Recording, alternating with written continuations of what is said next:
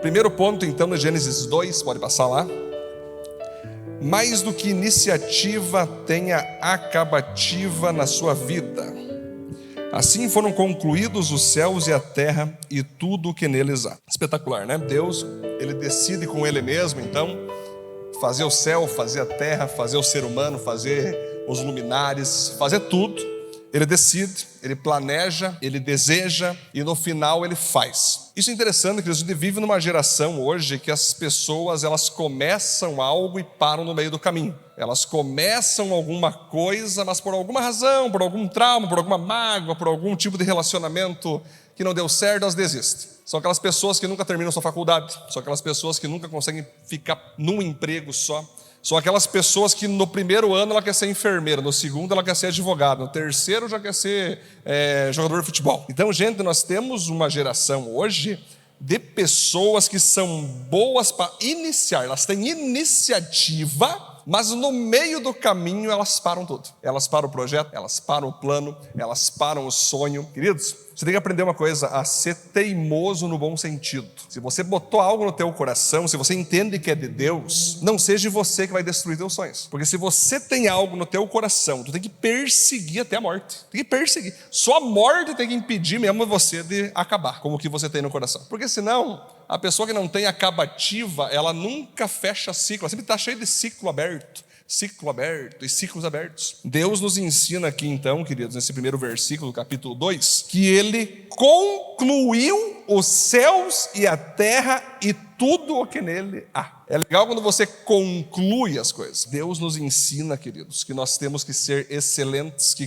começa, que faz e termina. Tem muitos que eu conheço em Panambi que começaram faculdade no não sei o quê, pararam no caminho. Aí abriram uma outra, pararam no caminho. Sabe, Daiane, eu no lugar dessas pessoas, digamos que eu estou lá fazendo uma faculdade de engenharia e eu descubro que eu vou ser pastor. Eu vou terminar a faculdade de engenharia. Vou terminar para mim ser um pastor engenheiro. Eu vou ter um canudo a mais, Dani. Tem problema eu ter um canudo a mais? Óbvio que não. As pessoas ficam assim, agora eu descobri que o meu chamado é não sei o quê. Vou largar isso. Agora eu descobri que eu devo fazer um outro curso, na verdade. Vou parar isso. Gente, quando Deus dirige, amém. Quando Deus dirigiu, amém. Mas, queridos, se eu começar uma coisa, eu vou até o final. A não ser que Deus fale, encerra. Se Deus falar para ti, encerra, tu encerra. Agora, se Deus não te falou, conclui. Seja uma pessoa que conclui os teus sonhos e planos. O ponto 2, então, descansar é contemplar. No 7º dia, então, Deus já havia concluído a obra que realizaram. E nesse dia descansou. Abençoou Deus o 7º dia e o santificou, porque nele descansou de toda a obra que realizara na criação. Queridos, eu estou falando com vocês aqui sobre uma pós-graduação que eu fiz em liderança,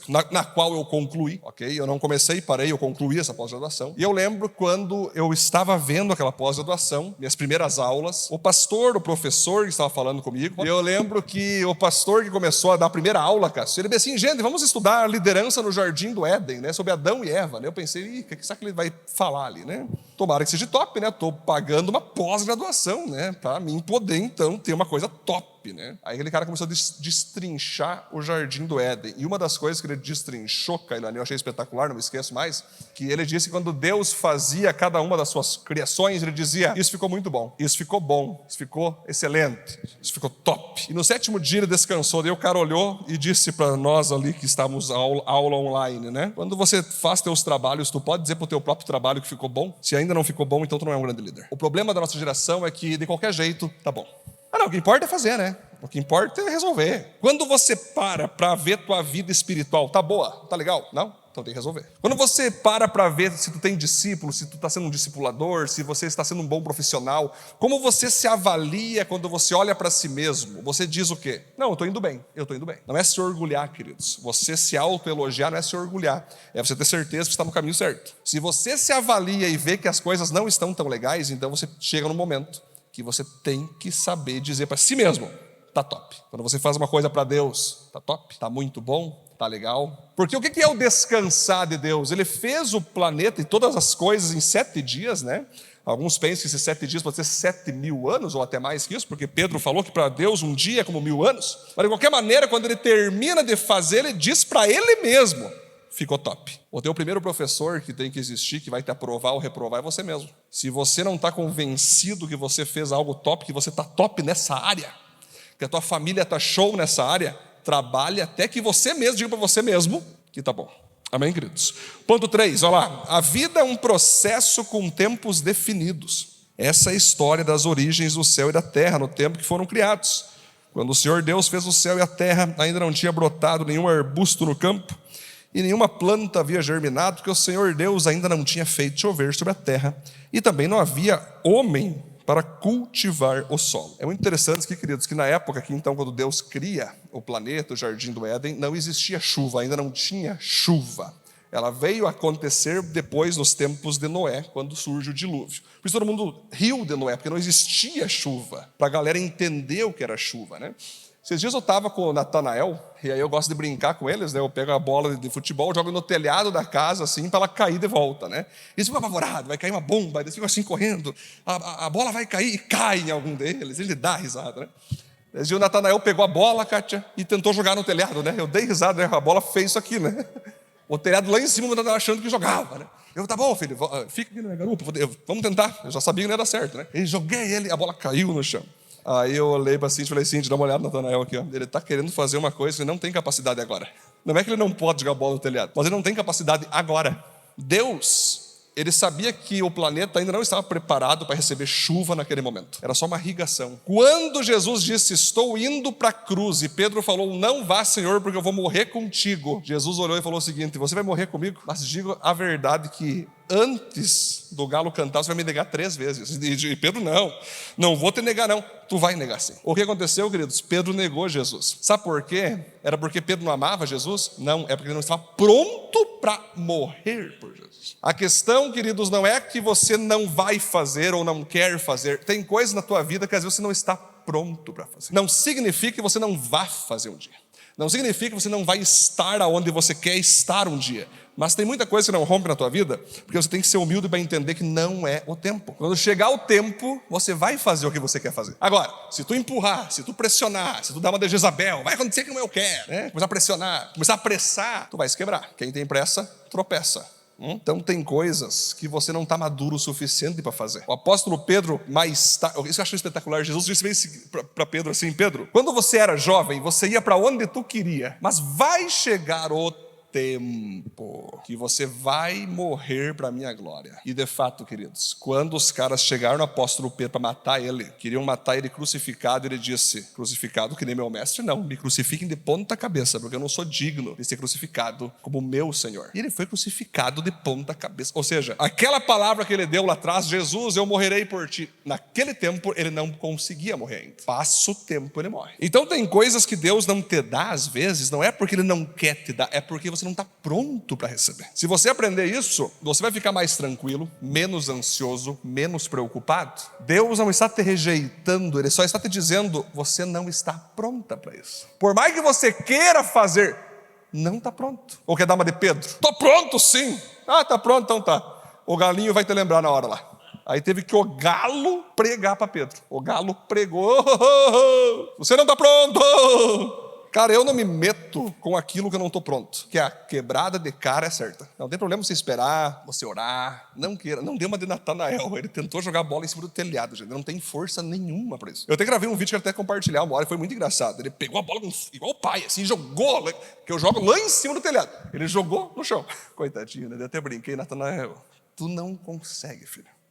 Que palavra de reprovação. Não, essa é a realidade. Tu não consegue. Um dia tu vai conseguir, meu filho. Um dia tu vai conseguir. Será que a gente é humilde o suficiente para entender que tem coisas que não é da nossa praia agora? Pense nisso. O ponto 4, vamos lá. O homem foi criado do pó para que ele saiba de sua dependência. Todavia brotava água da terra e irrigava toda a superfície do solo.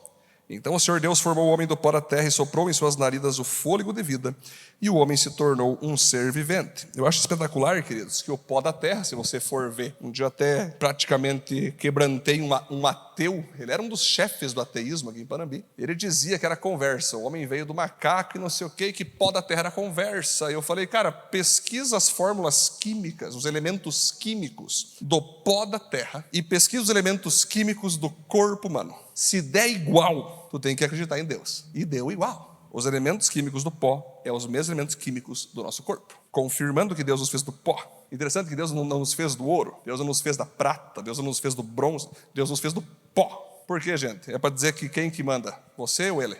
Quem que é eterno? Você ou Ele? Quem que é perfeito? Você ou Ele? Então, se Ele nos fez, queridos, do pó, e quando a pessoa morre, ela então volta pro pó. Toda vez que eu vejo uma pessoa morta na minha frente, faz bastante velório, né? Aí eu fico um tempo na frente do morto, assim. Porque você que vai em velório, você só vê o caixão. Mas nós que trabalhamos com pessoas que morrem, primeiro tu tem que ir no quarto, Amanda, para ver o corpo ali. Depois vai para uma salinha. Aí tu vê ali. Aí tu vê várias vezes. É nítido que é como se fosse, queridos... Sabe aquela borboleta, aquele casulo que fica só, aquelas lagartas, que fica só o negócio seco assim? Isso é o corpo. Só fica só uma questão ali, sem nada dentro. Se tu batesse assim, era capaz de quebrar tudo em pó. Assim. Esse é você e eu, queridos. A hora que nós partir, o corpo vai voltar pro pó. Alguns são cremados, outros são enterrados, mas no final é pó. Tu não vai levar nada contigo. Aí que tá. Existia um grande líder que certa vez pediu para morrer com suas 2 mãos para fora. Cara rico, Cássio, ele pediu. Ele era milionário, ele pediu, o dia que eu morrer, no meu caixão quero minhas 2 mãos para fora. Por quê? Para que todos saibam que tudo que eu ganhei não levei nada comigo. Então, gente, às vezes, pense você, vale a pena você ficar lutando pela vidinha aqui? O próprio Jesus disse para um cara que era rico, que ele armazenava em celeiros suas riquezas, não ajudava ninguém, não era generoso com ninguém. Aí o próprio Jesus disse que Deus olhou para o cara e disse: seu louco, ainda hoje vão pedir tua alma e tu vai fazer o que com os teus celeiros? Não deu outro, o cara morreu no outro dia. O que foi feito com os celeiros dele? Alguém pegou, ofertou para os pobres, alguma coisa assim. Então, sabendo que você é finito, que você é do pó, sabendo que você é alguém que a qualquer momento pode partir, o que você tem que fazer? Você tem que confiar em Deus, depender de Deus. Por que depender de Deus, queridos? Porque todos nós somos eternos. Algumas pessoas falam assim, que nós vamos viver a eternidade um dia. A gente não vai viver a eternidade um dia, a gente já está vivendo a eternidade, queridos. Você já é eterno, você não vai ser, você já é eterno. Quando você morrer, a questão é, para onde você vai? Interessante que quando você morrer, o corpo vai voltar ao normal para você ser jogado com o teu corpo para o céu, um corpo glorificado, ou com o teu corpo para o inferno. Porque você acha que Jesus disse que no inferno vai ter choro e ranger de dentes. Porque você acha que Jesus disse que se o teu olho direito te faz pecar, arranca ele, porque é melhor tu entrar no céu com um olho do que com os 2 no inferno. Por que tu acha que ele fala isso? Se tua mão direita te faz pecar, arranca ela para tu entrar com uma mãozinha só lá em cima, do que tu ser lançado com as 2 mãos no inferno. Olha que loucura, gente. Então, querido, pense o que tu está fazendo com o teu corpo, né? Pense como é que você está lidando com o teu corpo, com a tua vida aqui, para que quando você partir, você possa ter o corpo glorificado, o tão sonhado corpo glorificado. Cara, eu quero ver isso aí. Imagina um corpo que não sente dor, que não tem doença, que é eterno. Rapaz do céu, eu sempre falo, Deus não vejo a hora de eu presenciar isso. Imagine, cara, que top vai ser. Um corpo glorificado, né? Ponto 5, vamos lá. Deus sempre irá nos colocar em locais onde frutificaremos e seremos felizes. O Senhor Deus tinha plantado no jardim do Éden, para os lados do leste, e ali colocou o homem que formara. Deus fez nascer do solo todo tipo de árvores agradáveis aos olhos e boas para o alimento. E no meio do jardim estava uma árvore da vida e a árvore do conhecimento do bem e do mal. Queridos, Deus, Ele quer que você esteja em locais onde você é celebrado e não tolerado. Toda vez que Deus pegar você e que Deus te colocar em algum ambiente, com algum novo relacionamento, amizades, ministério, quando Deus está agindo, você vai ficar feliz em estar ali. Provérbios fala que as bênçãos do Senhor não incluem dor alguma. Às vezes você insiste em relacionamentos, em ambientes, em trabalhos que Deus não está te abençoando, Deus não está ali. Você se sente pesado, você se sente triste, você se sente perturbado. Aquilo que tu está fazendo, às vezes você fica triste, você não está gostando, você não está achando legal, tem algo que não te dá paz. Certamente Deus não está ali.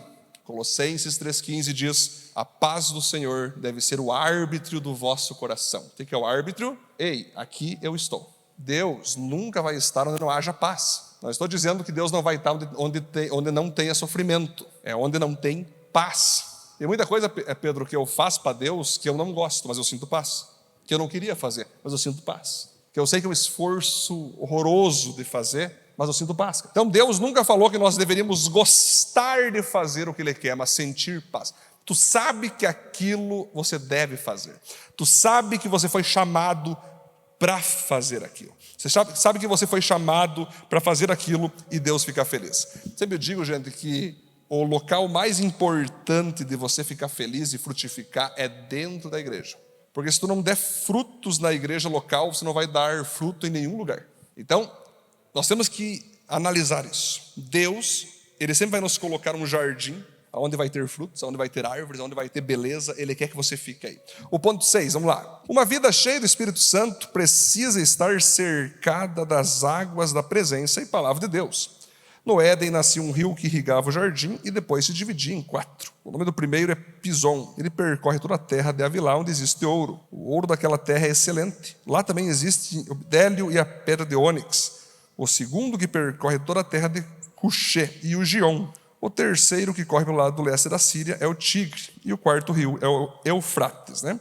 Então nós vamos perceber aqui, queridos, que Deus, ele desde sua criação, ele já coloca água ao redor ali, porque água simboliza a vida, é o que mais nós precisamos para viver.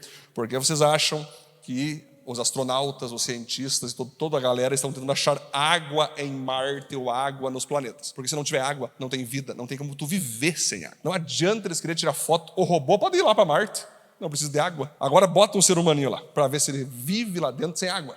Então os caras estão pedindo a Deus para que tenha água. Alguns dizem que já acharam vestígios de água, outros mentem que acharam água, não tem provas. Mas a água, queridos, ela simboliza a presença e a palavra de Deus. Então, se nós estivermos rodeados da palavra, rodeados da presença de Deus, rodeado de pessoas de Deus, é rio para cá, é rio para lá, é rio atrás de mim, eu vou estar sempre firme e forte com Deus. O problema é quando você toma dos rios Fiuza da vida, né? Bom, o rio Fiuza é uma coisa que eu ainda achei esquisito, que não colocaram no planejamento, que talvez, ou se colocaram, está muito caro para resolver. Mas o rio Fiuza é um rio que qualquer um vê que é sujo, né? O rio Fiuza simboliza alguma coisa, a modo profético, talvez, em Panambi. É um rio sujo, é um rio fedorento. Quando você ouve pessoas não cristãs, quando você fica olhando sériezinha, queridos, nada contra tu ver série ou videogame, mas o que tem gente, Kátia, que ama a Jesus e fica a tarde inteira jogando videogame. É videogame, é jogo de tiro, é jogo de assassinato, é jogo de monstros, é séries ocultistas do diabo mesmo. A pessoa fica bebendo daquilo. Nossa, pastor, para que tu faz isso? Eu faço, hein? Porque eu estou dizendo que água limpa é palavra de Deus na integridade. Tem que ser. Cara, se não é bíblico, é água suja. Se não tem respaldo bíblico, é água envenenada. Então, às vezes, você passa o tempo todo vendo novela, vendo série, vendo filme. Cara, o que é isso? Tu tá morando aonde? Em Nárnia? Onde você tá? Tu vai pro céu? Tu não vai pro céu? Por que tu vive aqui como um terráqueo? Tu não devia estar o tempo todo com a palavra. Gente do céu. A Bíblia, queridos. Eu consigo ler a Bíblia e depois de ler a Bíblia eu consigo ler o STF. Eu consigo ler a Bíblia e depois de ler a Bíblia eu consigo ler todos os presidentes do mundo, o que eles têm no coração deles. Quando eu leio a Bíblia, eu consigo ler o que está acontecendo em nossa cidade, em nossa nação, em nosso planeta, pelas óticas aqui da Bíblia. Agora, quando você não lê a Bíblia, você vai ler as questões do mundo pelas óticas de quem você ouve. Sempre eu falo que você jamais deve ouvir alguém que não ouve a Deus. Jamais seja amigo de alguém que não é amigo de Deus. O ponto 7, olha que legal, gente, vamos seguir. Deus governa o homem e o homem governa o mundo. O Senhor Deus colocou o homem no jardim do Éden para cuidar dele e cultivá-lo. Olha que espetacular, queridos. Deus cria aqui então o planeta, o jardim do Éden, Deus cria para Adão, e ele fala: Adão, eu criei para que eu mesmo cuide para você. Não. Lucas, certa vez um cara foi para a África, um grande cara foi para a África, um cara bem conhecido. E aí ele foi na África e ele viu aquela galera com os urubus do lado ali da galera, pobreza, miséria. E aí ele pensou em culpar a Deus. Ele pensou em culpar a Deus pela miséria da África. Mas aí ele começou a pensar na Europa, na Ásia, na América Latina. Países ricos, por exemplo, Estados Unidos, eles têm competição de quantos hambúrguer você come. Você já viu isso, gente? Quem já viu? É um monte de pessoas bem magrinhas fazendo ali uma competição de quem come mais hambúrgueres. É alguém que tem noção de planeta ou é alguém que não tem noção nenhuma? Enquanto isso, está lá os africanos, alguns deles, com urubus pronto para comer bebês desnutridos. E aí ele chegou na seguinte conclusão, Alessandro, que a culpa daquelas pessoas estarem assim não era de Deus, era dele mesmo, era da própria humanidade. Vocês entendem que Deus não falou para nós que Ele faria, Ele falou para nós que nós tínhamos que fazer. Ele não vai fazer o que nós temos que fazer. Então Deus te deu esse poder de você cultivar aquilo que Ele fez, de você cuidar aquilo que Ele te deu, de você abençoar, trabalhar, resolver problemas. Lembro de uma outra história, tinha ali um mato, né, que começou a pegar fogo naquele mato. E aí todos os bichos começaram a se apavorar, né, meu Deus, vamos morrer, né, o leão começou, temos que sair daqui, a girafa temos que sair daqui, que vai incendiar todo o mato, vai acabar com todos nós, tal. Daí um bem-te-vi, quem já sabe essa história, passava por eles, né, ia no mar, e ia até ali a fornalha, aquele fogo, e jogava uma aguinha, e depois ele ia de novo e jogava outra aguinha. Aí o leão olhou lá para a girafa, olha que idiota esse bem-te-vi. O que você está fazendo, Bente? O Bente. O que eu estou fazendo? A minha parte. Que borbada, hein? Às vezes, de fato, nós parecemos um bem-te-vi, jogando aguinha da palavra de Deus, um planeta destruído. Mas a nossa parte está fazendo. O bem-te-vi entendeu que ele foi criado, Débora, para fazer aquilo. Dentro do corpo dele, grandioso. Agora, bem-te-vi é um bicho interessante, né? Já chegaram a parar para ver o bem-te-vi? Tu chega próximo, ele vaza, né? Ele não curte relacionamentos. Ele quer água, ele fica rodopiando, né? Gente, eu quero saber o seguinte: se tu está fazendo a tua parte. Eu não estou perguntando se a humanidade faz a parte dela, porque tu está fazendo a parte. O que depende de você, o que está tendo de diferença ao teu redor? O que depende de você, o planeta está sendo avivado? Quando a gente fala Viva Planet, queridos, nós temos um projeto de avivar o planeta assim, em todas as nações. Mas o planeta começa em ti. O primeiro planeta que você tem que avivar é você mesmo. O segundo planeta é tua família. O terceiro planeta é tua rua. O Aviva Planet, às vezes ele não começa de fora para dentro, é de dentro para fora. Esse planetão gigante que você vê, às vezes não é o foco principal agora. O foco é você arrumar teu quarto. Tem uns caras que dizem assim para os adolescentes: então você quer avivar o mundo? Começa avivando a louça da tua mãe. Tá uma sujeira, aviva ali. Pega uma esponjinha, um detergente, dá uma avivada ali. Ah, não, isso não, mãe, isso aí tô fora. Começa avivando o teu quarto, organiza o teu quarto. É interessante, né, gente? A gente gosta de pensar grandiosamente, e temos que pensar. Só que Deus, através de Jesus, diz o seguinte: se eu for fiel no pouco, Ele me colocará no muito. Vamos lá então, mais um. Deus nos abençoa e nos protege através de limites. O Senhor Deus ordenou ao homem: coma livremente de qualquer árvore do jardim, mas não coma da árvore do conhecimento do bem e do mal, porque no dia em que dela comer, certamente você morrerá. Olha que interessante, gente. Certa vez um homem estava andando na rua e tal, só ele. Aí ele viu uma placa escrito assim: não entre nesse lago. Mas ele estava com calor, ele olhou, viu só o lago azul, o lago bonito, e ele viu a placa: não entre nesse lago. Ele pensou: vou entrar igual. Quando ele entra, tinha um monte de tubarão, e daí você já sabe o que aconteceu com ele. O que é isso, queridos? Às vezes você não precisa entender por que Deus manda você não fazer as coisas. Só não faz, cara, que o B.O. vai ser grande se você fazer. Deus, Ele nos ama também dizendo não. Os mandamentos são todos nãos. Deus nem sempre vai nos explicar por que Ele está permitindo tal coisa. E é tão interessante que quando o homem estava no jardim do Éden, ali Adão e Eva, tinha a árvore do conhecimento do bem e do mal. Mas algumas pessoas acreditam que quando eles comeram aquela fruta ali, né, o fruto, ou sei lá o que pode ser aquilo, que ninguém tem certeza que poderia ser, eles conheceram o mal. Não, eles conheceram o bem e o mal. Aí eu lhe pergunto: o que então Adão e Eva conheciam antes de conhecer o bem e o mal? Bem simples, eles conheciam a vontade de Deus, eles faziam Deus sorrir, eles se relacionavam com Deus. Porque no momento que você conhece algo que é bom ou bem, automaticamente já vem o mal junto. O que é o mal? A ausência do bem. O que é o bem? A ausência do mal. Mas não é a inexistência, é a ausência. Se eu ligar a luz agora aqui, já ligou a luz, aqui é o bem.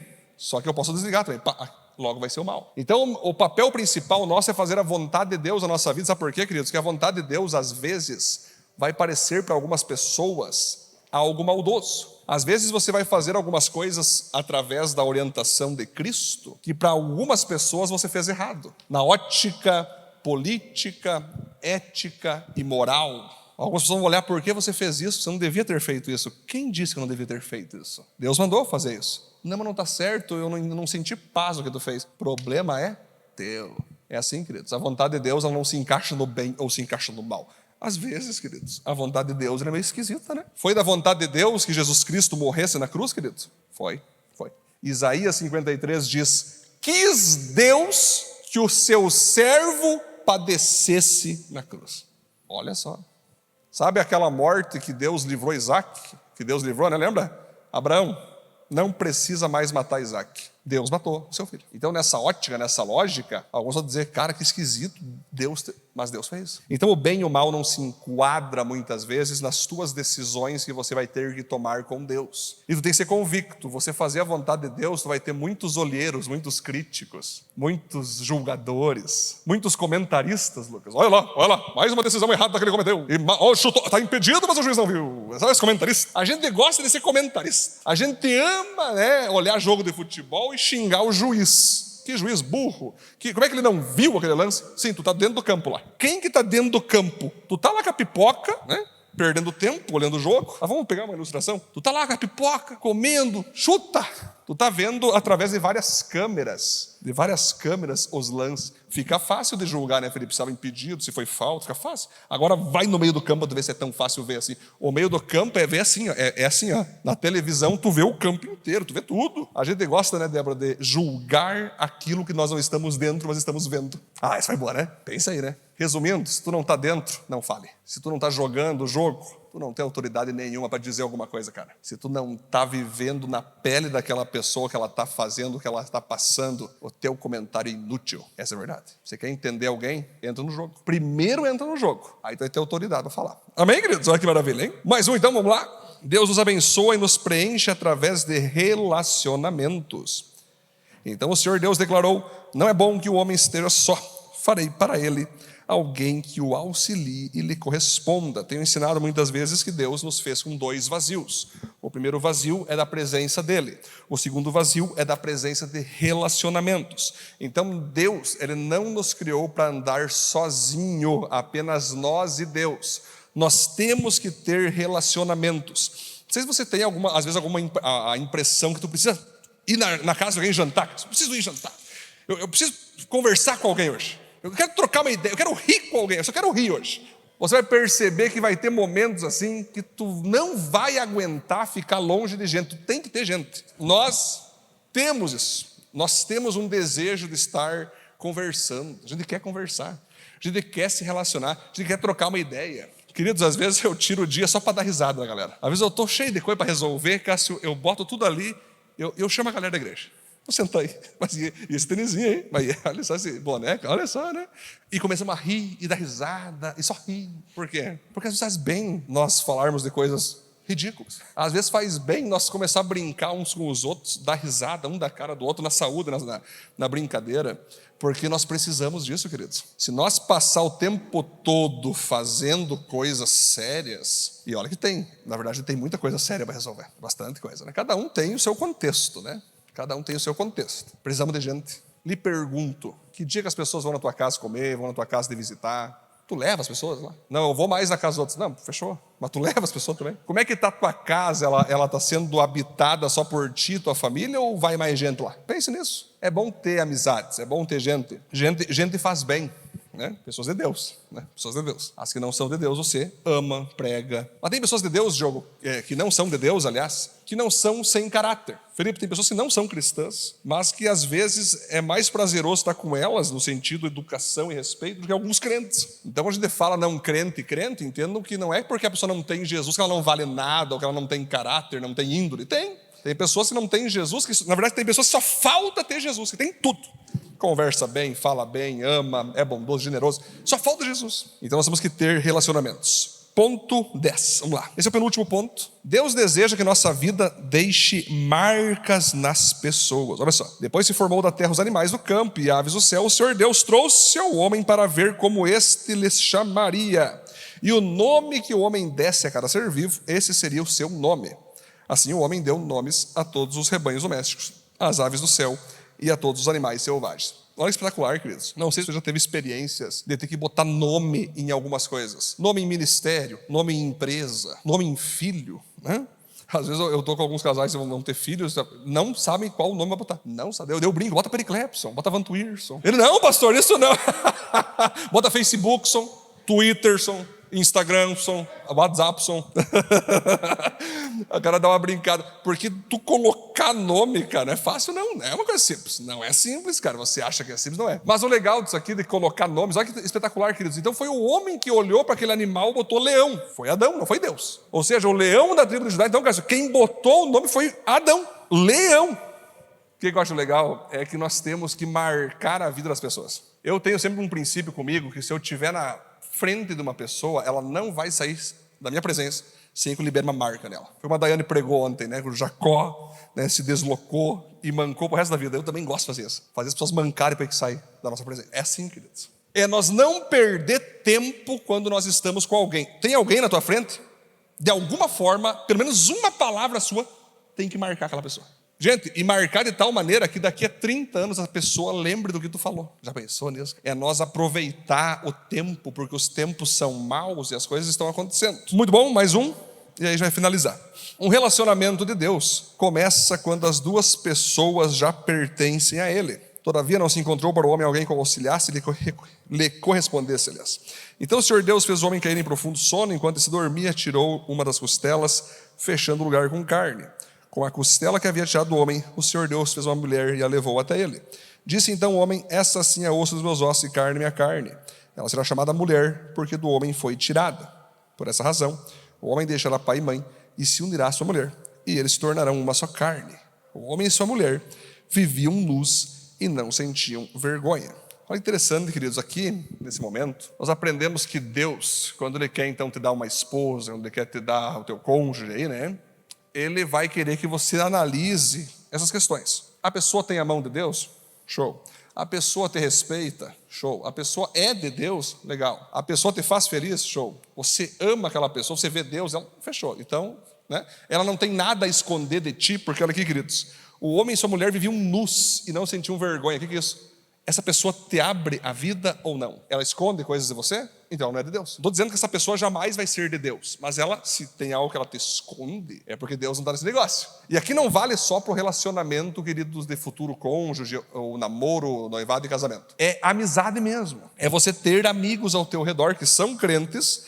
Mas se você tem alguém que está com você, mas não é uma pessoa aberta, não é uma pessoa que abre a vida para ti, não é uma pessoa que fala sobre ela, não é uma pessoa que abre a casa para você, não é uma pessoa muito misteriosa, você tem que saber se essa pessoa é de Deus. Porque a Bíblia fala, Jesus disse que Ele é a luz, e nós devemos ser então luz. Luz é tudo aquilo que é visto, as pessoas veem como você é. As pessoas conhecem tuas qualidades, as pessoas conhecem tuas fraquezas, as pessoas conhecem as tuas iras, as tuas indignações. Você é um livro aberto para aquela pessoa. Quando há muito mistério, tenha certeza que há muito pecado escondido.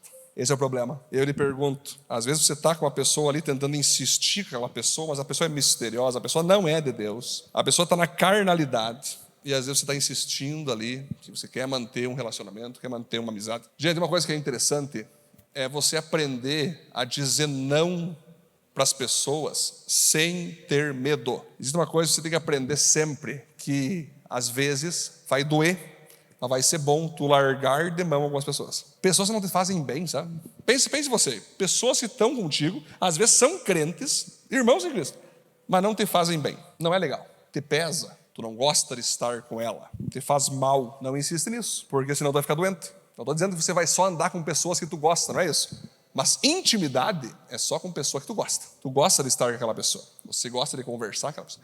Você gosta de abrir a casa para aquela pessoa. Você confia naquela pessoa. Aquela pessoa te conquistou, aquela pessoa te convenceu que ela é de Deus, que ela ama a palavra, que ela não tem nada a esconder de ti. Quando eu entendo isso, aí sim eu posso liberar um relacionamento. Conclusão, para nós finalizar então. Permita Deus te governar. E assim você governará o planeta.